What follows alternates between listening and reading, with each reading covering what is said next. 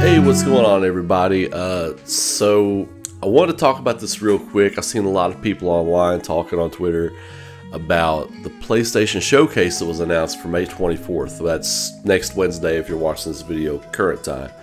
So I've seen a lot of people throwing a lot of guesses around, a lot of guesses about Final Fantasy VII Remake, a lot of guesses about what other Square stuff will be there, and a lot of guesses about some PlayStation Originals, PlayStation Studios stuff. If I were to throw my guesses into the hat, I've seen a lot of people saying it makes a lot of marketing sense for them to go ahead and show Final Fantasy VII. I don't want to rain on that because I want to see it, and I think there's a great chance we see it. But from a marketing standpoint, it would make sense to drop a teaser, another teaser. I don't want to see another teaser. I want to see about a 2 to 3 minute trailer, you know?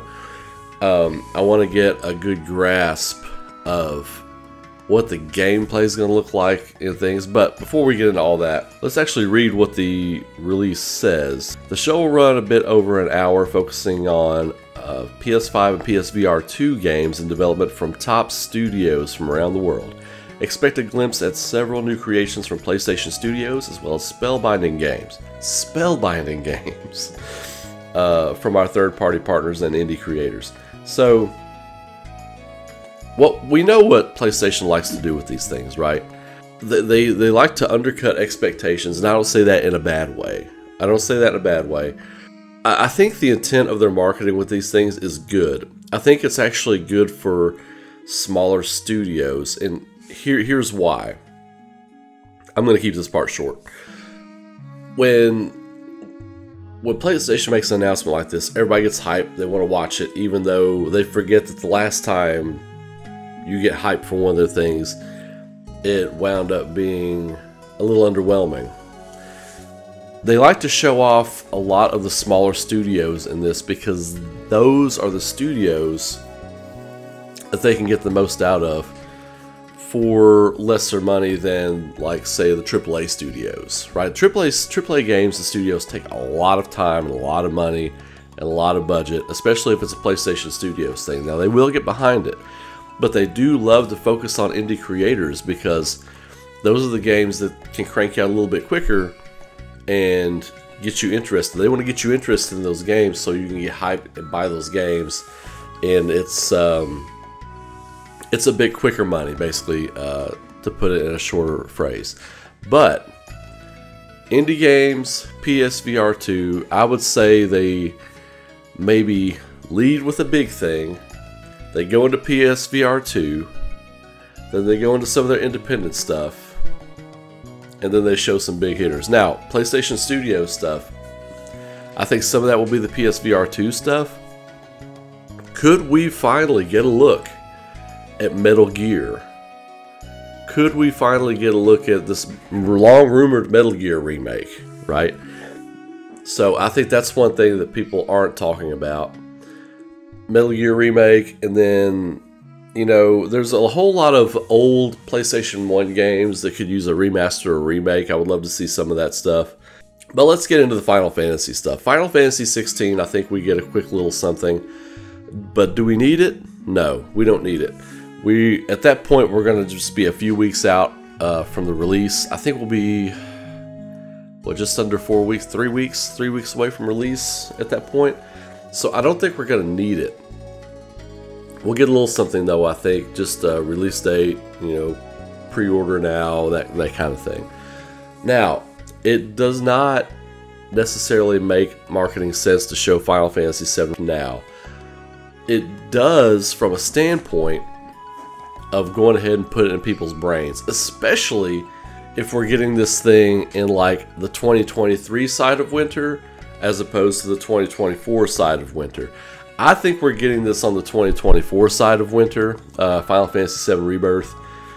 And I say that because if we were getting it in, like, December, I think we would already be seeing things for it. So I think we're getting this in March or April, if I had to guess. April is kind of where I'm leaning, because they tried for, what was it? They tried for originally the March, I think it was a February or March release date in 2020 originally, and they delayed it to the April release date that it got. So I think April is what we're looking at. Now, to go ahead and put it in people's minds and get people thinking about it, I think that's a great idea. And they could close the show with like another quick trailer.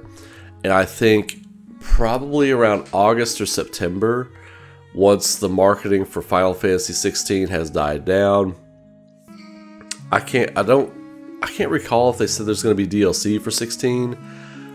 I think there was a definitive answer one way or the other, but I could be wrong on that. You all can let me know in the comments. I thought I read something where they said there's going to be no DLC for 16, but I'm not 100% on that. If there is going to be DLC for 16, it'll be more like September before we start seeing anything for Rebirth. But if we aren't getting DLC for 16, it could be August. So because the marketing around that is going to be skewed. Also, you have to think Square Enix has a lot of other games that are coming out, but the big things that they'll want to focus on from Square will be the Final Fantasy stuff right now, especially since it's got so much momentum with 16 and the continued success of 14 and everybody chomping at the bit for Rebirth stuff. So I think we're pretty close on that. But as far as the other things that PlayStation Studios could be showing, people have been talking about Medieval, right? You've got so many classic PlayStation 1 games that could do with a remake or remaster treatment. And I think so. PlayStation Studios is gearing up to give us some things like that. So I'm really excited about the event, just for the standpoint that I have learned to curb my expectations. I have learned to not get overhyped for these things, just to ingest what they're giving me and take from it what I will. But what do you all think we're going to see from Sony? Post your comments below, let me know what you think. Are we getting Rebirth? I know a lot of you all are saying, yes, we're getting Rebirth. I know a lot of that's wishful thinking. A lot of that's not grounded in like reality or basing it on anything to believe. Like me, I have nothing to base that on. They could go like scratch all marketing knowledge and just go full scorched earth on Rebirth at this thing. I don't think that's going to happen though. Square Enix is going to save a big Rebirth reveal, talking about it, kind of explaining minute details about the plot, what's going on. I think they're going to save that for their own Square Enix Presents, when they do those Square Enix Presents about, well, they do those like twice a year maybe. But yeah, I think we'll see the big layout for that at a Square Enix Presents. We might get a little something at this. You know, I get this feeling. I really have a tingle that I don't know if we're getting Rebirth at this PlayStation Showcase, but I think we're getting a big surprise. I think we're getting a big announcement. It feels like we're getting a big announcement, and I don't know what it is. It may not even be Final Fantasy or Square Enix related or anything like that, but I feel like we're getting a big announcement. So I don't know. I don't know what that means. Anyway, post your comments below. Let me know what you all think about that. And as always, y'all have a great day. Be safe. Be good to each other. Keep rocking. And I will see you all when I see you next time. Take care.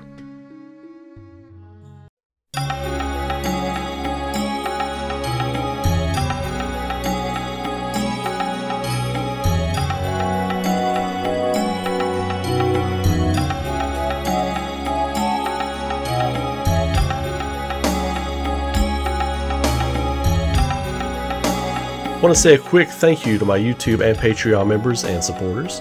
If you would like to support the future creation of content on this channel, get some few extra perks and some art sent to your door every month, consider becoming a Patreon or YouTube member. Details and links are in the video description.